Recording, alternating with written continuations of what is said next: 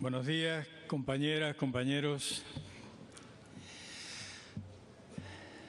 Déjenme comenzar, y no por fórmula, con un sincero agradecimiento al pueblo venezolano por este gesto de contundente solidaridad con mi patria.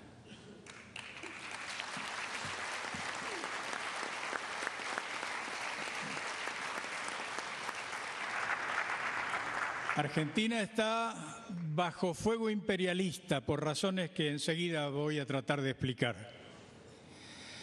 Y como no podía ser de otra manera, es la revolución bolivariana, es la memoria en acto del comandante Chávez y es el acto del gobierno venezolano del presidente obrero Nicolás Maduro, el que da el máximo y más combativo ejemplo de qué se hace cuando, a pesar de cualquier diferencia, el imperialismo ataca a uno de nuestros pueblos. Ustedes habrán escuchado que en estos días se dice que Argentina podría entrar en desacato porque un juez estadounidense declararía a mi país en desacato. Hay algunos de ustedes aquí que me conocen y pueden imaginar cuánta alegría habría en mi corazón, cuánta fuerza habría en mi espíritu si Argentina finalmente desacataría las órdenes del imperialismo. A desacatar, a desacatar. Ustedes recordarán a qué alude eso. A desacatar es la consigna hoy.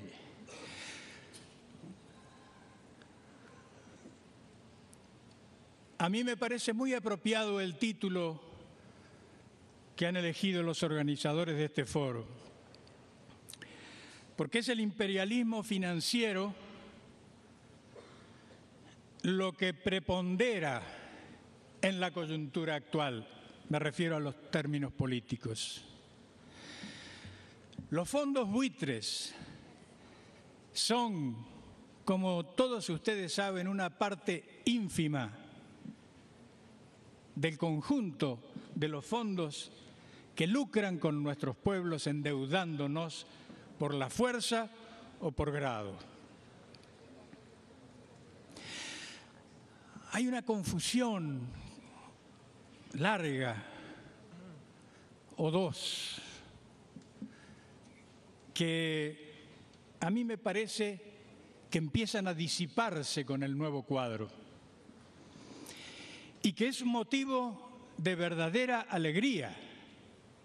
Es una victoria más entre las muchas que estamos teniendo en la última década, desde que la visión y el impulso, la fuerza, la determinación del comandante Chávez dieron cauce a una línea de convergencia para América Latina. Esas dos grandes confusiones son una, que se podía pagar con toda tranquilidad, porque somos países muy ricos, la deuda externa que venimos arrastrando desde tantos años. Permítanme un paréntesis. Somos muchos los que llevamos décadas luchando contra la deuda externa. Y somos muchos los que en 1985, convocados por el presidente entonces Fidel Castro y la Revolución Cubana,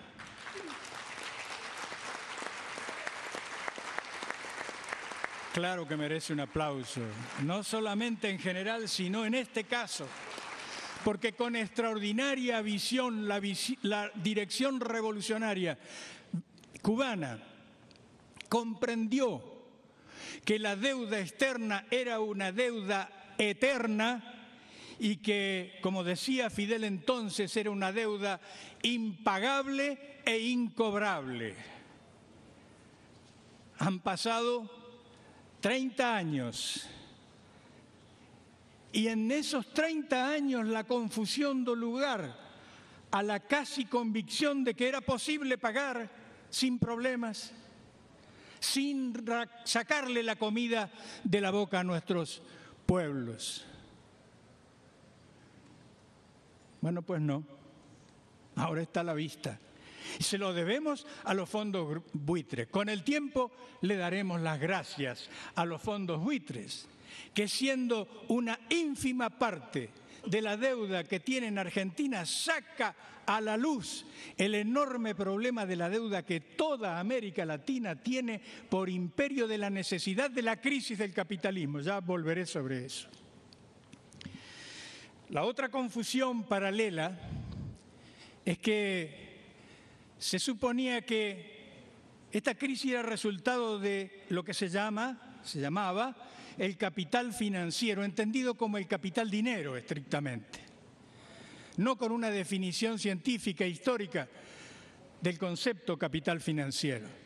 Entonces había un capital malo, malísimo, el financiero, entendido de esta manera, que solamente podía vivir de la usura.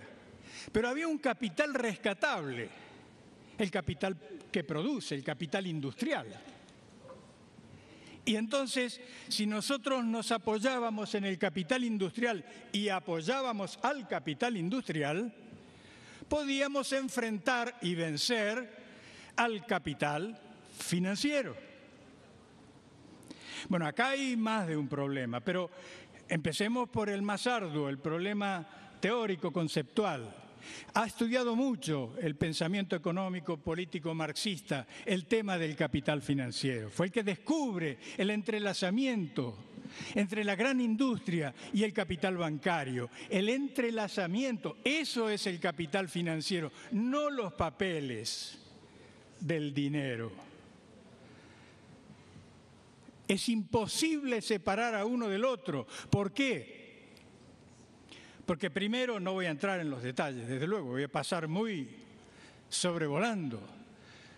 Pero primero, la gran industria requiere manejar las finanzas y requiere de los bancos y se entrelaza de una manera muy íntima, indiscernible. Pero además, cuando viene la crisis estructural, sistémica del capitalismo, esa de la cual venimos hablando tanto en nuestros últimos encuentros, gracias al impulso de la Revolución Bolivariana en Venezuela y otros países, la baja tendencial de la tasa de ganancia, cuando eso viene y traba el mecanismo capitalista, se produce un desplazamiento de la producción a la especulación, pero no es la maldad de los especuladores y la desgracia de los productores. Es una necesidad del mecanismo que fatalmente va a ocurrir, ocurre y ocurrirá mientras no se lo detenga. Por lo tanto, no hay un capital al que debemos apoyar, al que en tiempos de crisis debemos pagarle los salarios para que no despidan gente, porque son los que mantienen la producción contra esos malos señores bancarios. No, no es eso. Es una visión demasiado pobre para la enorme riqueza que tiene el pensamiento revolucionario en nuestra historia.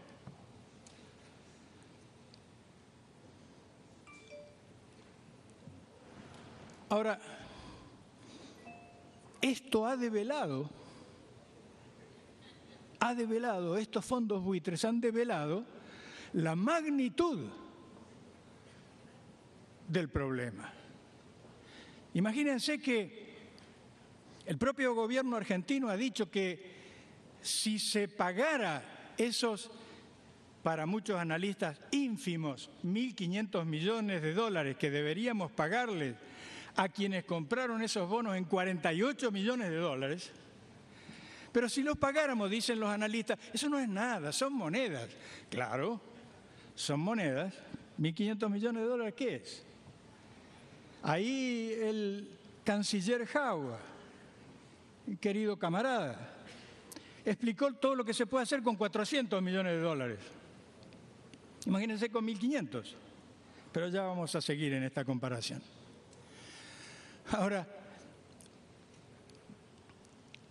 si se pagaran esos 1.500 millones de dólares que exige un juzgado imperialista desde Nueva York a mi país, bueno, se podría desatar un conjunto de reclamos que por cláusulas firmadas en los contratos de renegociación de la deuda podrían llegar, según palabras del ministro de Economía de Argentina, a aumentar la deuda de 120.000 millones de dólares a 500.000 millones de dólares más de lo que hoy debemos. Bueno, ¿qué es todo esto? Yo quisiera hacer un breve repaso de esta historia. La mayoría de ustedes la conocen, pero probablemente haya muchos venezolanos y venezolanas que puedan eventualmente estar escuchando o escuchen en algún momento esto y no lo saben con exactitud. Entonces necesito hacer un repaso histórico para comprobar que no empieza ahora el problema de la deuda externa. En 1975, en una situación crítica muy dura, porque había muerto el presidente Perón y gobernaba su viuda, había una ordalía de sangre en nuestro país. Era un verdadero desastre y finalmente todo eso termina por imperio de la Fuerza Armada Nacional y de los partidos políticos de la burguesía nacional en un golpe de Estado el 24 de marzo de 1976. En ese momento, donde la situación del país había llegado a un punto sin precedentes en el desorden interno de mi país, Argentina debía 5.000 millones de dólares. O sea, nada. En ese caos viene el orden, los principios morales, la dictadura militar en suma. Cuando se va, vencida triplemente, pero no voy a entrar en eso, el país debe 40.000 millones de dólares. Estamos en el momento en que comienza a manifestarse de manera muy dura la crisis estructural del sistema capitalista y en el que se produce este desplazamiento del capital productivo al capital financiero para sostener la tasa de ganancia. Y exigen a través de gobiernos que a sangre y fuego se lo imponen a sus pueblos, exigen el endeudamiento, porque necesitan. Así como un banco no puede vivir si no tiene gente que le pide préstamos, el capital financiero internacional no puede vivir, y mucho menos en tiempos de crisis, que ya en los 70 había comenzado, sin el endeudamiento masivo. Es una estrategia del capital endeudarnos y después cobrarnos. Y después refinanciarnos, y después bajarnos una parte de la deuda para cobrarnos más. Muchos de ustedes sabrán lo que fue el plan Brady, salvación de Argentina, porque se refinanciaba toda la deuda, ahora sí vamos a poder pagar. Y esto se repite y se repite y se repite. Viene el gobierno constitucional, el doctor Alfonsín, uno de los gobiernos más progresistas que ha tenido nuestro país. Bueno, paga 20.000 millones de dólares durante todo el primer periodo, se niega a pagar, pero al final lo doblegan, paga 20.000 millones de dólares y cuando se va, el país debe 60.000 millones de dólares. Viene el gobierno peronista de Menem, vende todo para pagar. La privatización, la sobredosis de neoliberalismo, como decía el comandante Chávez. Vende todo y paga. Cuando se va, debemos 120.000 millones de dólares. Viene el siguiente gobierno constitucional, supuestamente más progresista todavía. Bueno, ustedes saben cómo terminó esa historia, varias refinanciaciones, planes, cinturones de defensa, bueno, alrededor de 180.000 millones de dólares debíamos cuando ese gobierno terminó, por supuesto siempre pagando, pagando y pagando. Y viene finalmente el default y después de un interregno viene el gobierno del presidente Néstor Kirchner. Durante todo un periodo no se paga, pero finalmente se refinancia y se demuestra la voluntad de pagar. La propia presidente Cristina Fernández en la reunión de los 77 hace poco, en la reunión de los BRICS y aquí mismo en Caracas en la reunión de Mercosur explicó con cuánta responsabilidad financiera se pagó durante estos 10 años. 190.000 millones de dólares. Eso fue lo que hemos pagado. Bueno, en el último periodo se pagó un poco más, así que para hacer cifras redondas, 200.000 millones de dólares. ¿Se acuerdan la expresión de Elia Jawa, 400 millones? Bueno, 200.000 millones de dólares es 500 veces más que 400 millones de dólares. 500 veces más podríamos haber hecho eso que explicaba el canciller que se puede hacer con 400 millones de dólares. Pero no obstante, esa voluntad, miren lo que pasa. Conclusión, compañeros. La deuda, como decía Fidel en el 85, es incobrable y es impagable. Y tenemos que asumir esto, sobre todo ahora. Porque esta ofensiva contra el gobierno de Argentina no es de los BRICS, de los buitres, no es del juez Griesa.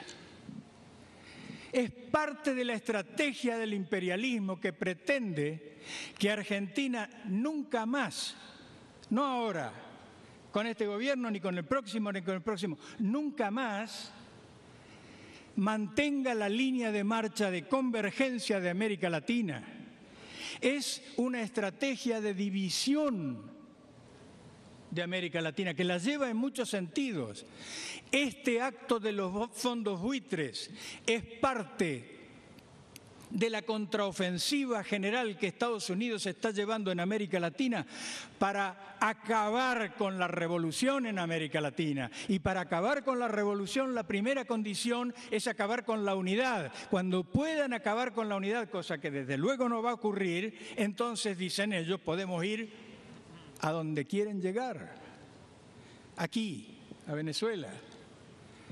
Ellos no pueden vencer a Venezuela sin dividir a América Latina.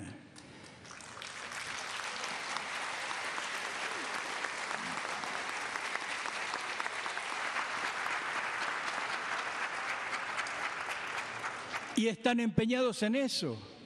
Entonces,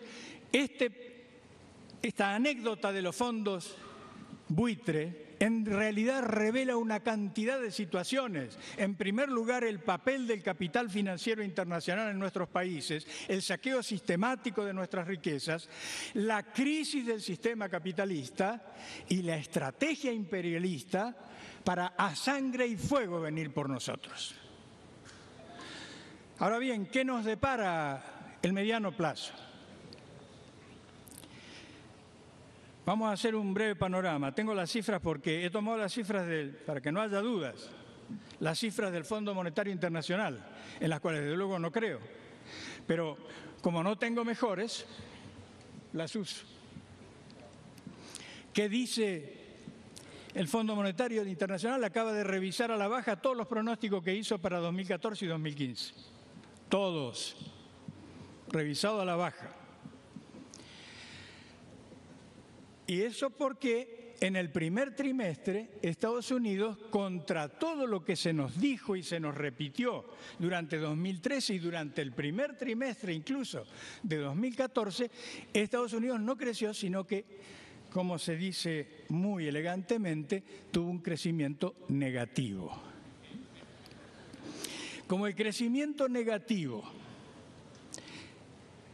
naturalmente tiró al piso el pronóstico para el crecimiento, que era del 3,5% para 2014 de Estados Unidos, tuvieron que revisar eso. Ahora están diciendo que en los 9 meses siguientes, el Fondo Monetario, que en los 9 meses siguientes Estados Unidos va a crecer al 3,2%. Yo no lo creo, pero tomémoslo.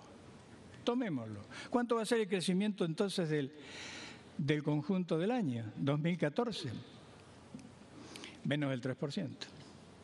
Eso no es crecimiento, compañeros, en la economía. Se dice crecimiento porque efectivamente el PBI aumenta en un 3%, pero eso no es crecimiento. Una de las tantas falacias de la pseudoacademia y de los pseudoperiodistas. No es crecimiento. Entonces Estados Unidos no crece. En 2015 va a ser menor todavía, según el Fondo Monetario Internacional.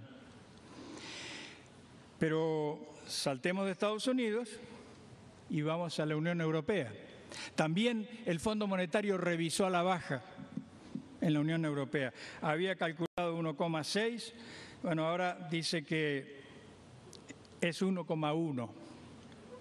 Y como todo andará mucho mejor, el año próximo, en 2015, será del 1,5. Eso no es, ya, claro, no es crecimiento. Eso es parálisis. La parálisis, el rigor mortis.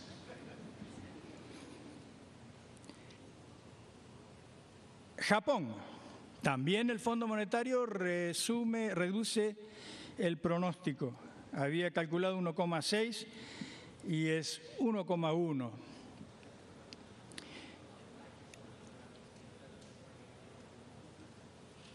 El crecimiento, dice el Fondo Monetario Internacional, reside ahora entonces en lo que ellos llaman países emergentes y en vías de desarrollo. Ustedes saben bien castellano, emergente quiere decir un país, la palabra emergente significa un objeto sólido que se introduce en el agua y se va al fondo. Eso es emergente, ¿verdad? Si no lo es, entonces no veo por qué nos llamamos emergentes nosotros. Si países en desarrollo somos nosotros que cada vez debemos más, no entiendo qué significa país en desarrollo, pero no importa. Esos son mecanismos de marketing para los fondos de inversión. Invierta en países emergentes. Esa palabra la inventaron 2 dueños de un fondo de inversión cuando ya no podían más decir tercer mundo porque se cayó la Unión Soviética, el segundo mundo, y se cayó por tanto el tercero. Y además quedaba muy mal ir a vender con ese nombre. Y pusieron, y bueno, nos inventan eso. Bueno, los países estos, es decir, el tercer mundo, el mundo de economías dependientes, es el que va a crecer en los próximos 2 años. Se calcula que en 2014 van a crecer, el Fondo Monetario Internacional calcula, quiero decir, un 4,6% y en el 2015 un 5,2%. Pero aclara inmediatamente el FMI. Acá hay cosas que hay que considerar, dice, porque Rusia, el fondo había previsto un crecimiento del 1,3%, pero en realidad va a ser del 1,1 para 2014. Siempre hablo con la voz del Fondo Monetario Internacional. Y en 2015, que estaba previsto un crecimiento del 2,3, va a ser del 1%.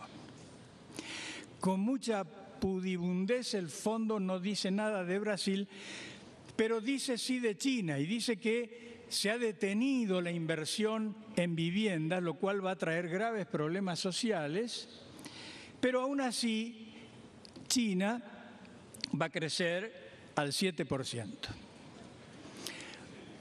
O sea que el crecimiento económico del mundo depende de China. Una confesión más grande de la incapacidad del imperialismo para seguir siendo el centro hegemónico no podría ocurrir. Ahora, ¿qué significa los efectos que estamos hoy discutiendo estas cifras? Porque son números, ¿verdad? Pero esto significa que no hay crecimiento, cae la producción, cae la demanda, aumenta espectacularmente la competencia intercapitalista, aumenta la necesidad y la posibilidad de la guerra y aumenta la necesidad de acudir a la usura para sostener, aunque sea mínimamente, la tasa de ganancia media del capital. Es decir, que nosotros en el próximo periodo no tenemos sino más presión en todos los órdenes en torno de la deuda externa.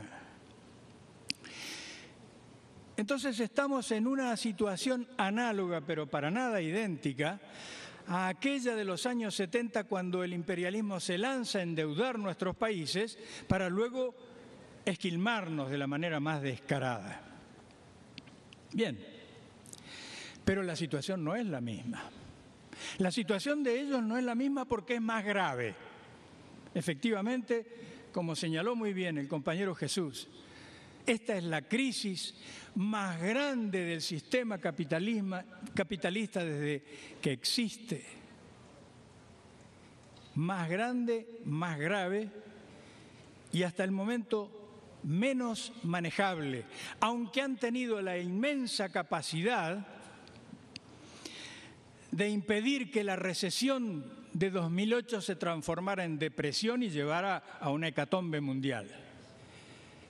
Lo consiguieron porque los grandes partidos obreros, los grandes sindicatos, no hay internacional, no estuvieron en condiciones de salir en contra de las políticas arrolladoras que aplicaron en contra de los trabajadores y del conjunto de los pueblos para impedir ese tránsito de la recesión a la depresión.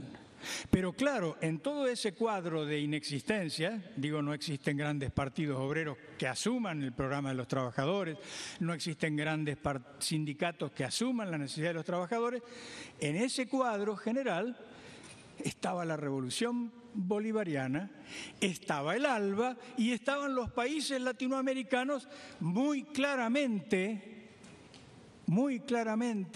enfilados hacia el ejemplo que da la revolución en tránsito al socialismo. Y eso entonces era el único gran obstáculo que tenía Estados Unidos y el conjunto del imperialismo para poder impedir que un nuevo ciclo de crisis del capitalismo redundara finalmente en una estrepitosa caída del sistema. Por eso están lanzados a la contraofensiva. Y por eso esa contraofensiva golpea a Argentina, golpea a Brasil. Ellos necesitan, más allá de las diferencias que son obvias entre los gobiernos de Brasil, Argentina y Venezuela, ellos necesitan que Brasil y Argentina salgan de la dinámica de convergencia y se encolumnen con Estados Unidos sin chistar. No lo conseguirán, con toda seguridad.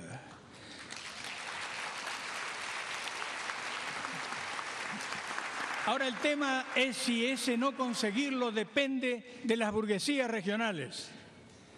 Primero, una señalización que de ninguna manera podría quedar de costado. La solidaridad de todos los gobiernos de América Latina con el problema de Argentina frente a los fondos buitres es muy elocuente, es extraordinariamente elocuente. Todos se sienten amenazados y se sienten en la situación, en la obligación de tomar ciertas medidas que permitan ponerle un freno a esa locura, irracionalidad extremadamente enferma del capital. Bueno, pero en mi opinión eso no es consistente. A mediano y largo plazo no es consistente. Se van a redoblar las presiones, porque la crisis, el alimento, el combustible de la crisis va a llevar a Estados Unidos a extremos hoy impensables en nuestra región. Ahora, para poder enfrentar esas posiciones, hace falta claridad estratégica, neta definición programática, organización, conciencia y moral. No le podemos seguir pagando con el sudor, la sangre y el futuro de nuestros pueblos al capital financiero, llámese buitres o como se llame. No podemos seguir haciéndolo. Podemos empezar con una auditoría a fondo de la deuda para comprobar que la mayor parte de la deuda no solamente se ha pagado, sino que además no era legítima en su origen, no era legal en su origen. Eso es lo que tenemos que hacer y tenemos que avanzar con esas instituciones tan claramente pergeñadas por la Revolución Bolivariana para América Latina. El ALBA, el Banco del Sur, el Banco del ALBA y luego las instancias en ese mismo orden en UNASUR, en Mercosur, en CELAC y ahora con los BRICS, que también dan una posibilidad para quebrar definitivamente la hegemonía estadounidense en la economía mundial. Yo creo que es hora de acabar, primero con los grandes errores, creer que apoyando al gran capital industrial vamos a frenar al gran capital financiero, que es lo mismo. Son una unidad indisoluble. La segunda, dejar de lado la idea definitivamente de que esforzándonos por pagar vamos a conseguir la Buenaventura del Norte. La tercera, obviamente, es que para acometer esta gran tarea histórica es imprescindible la unidad de América Latina, la unidad de nuestros pueblos. Yo saludo con mucho fervor las decisiones que ha tomado el Partido Socialista Unido de Venezuela en su tercer Congreso. Y entre todas ellas dos,